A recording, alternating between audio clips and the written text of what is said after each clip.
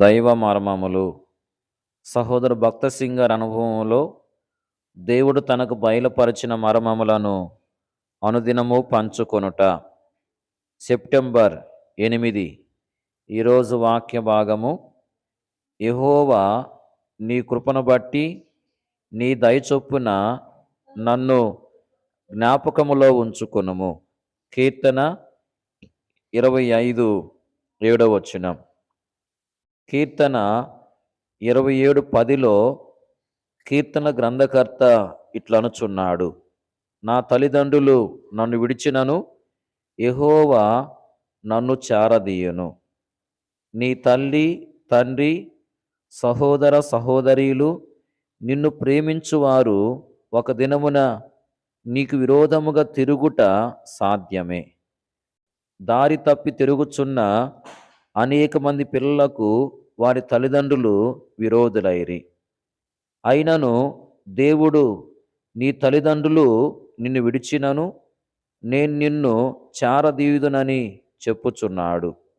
నీ పాపములు ఎంత ఘోరమైనవైనను రక్షింపబడి తప్పిపోయినప్పటికీ యెహోవా నన్ను కూడా జ్ఞాపకమునకు తెచ్చుకొనుము అని ఆయనతో చెప్పుము.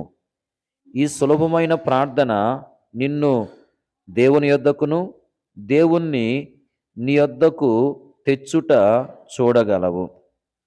నన్ను జ్ఞాపకమునకు తెచ్చుకొనుము అనుచు కీర్తన గ్రంథకర్త నీ ప్రజల యందు నీకున్న దయ చొప్పున అని పలుకుచున్నాడు. యోహాను సువార్త 8వ అధ్యాయము 40వ వచనము, 41వ వచనము, 44వ వచనం.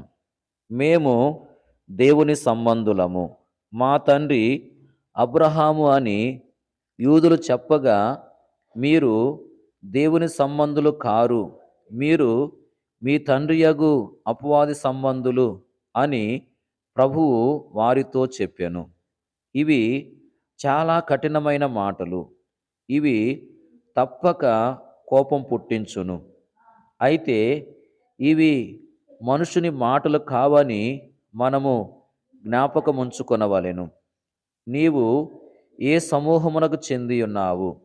నీ జాతి, వృత్తి, ధనము, బైబిలు జ్ఞానము, పేరు ప్రతిష్ఠితలు అవసరము లేదు.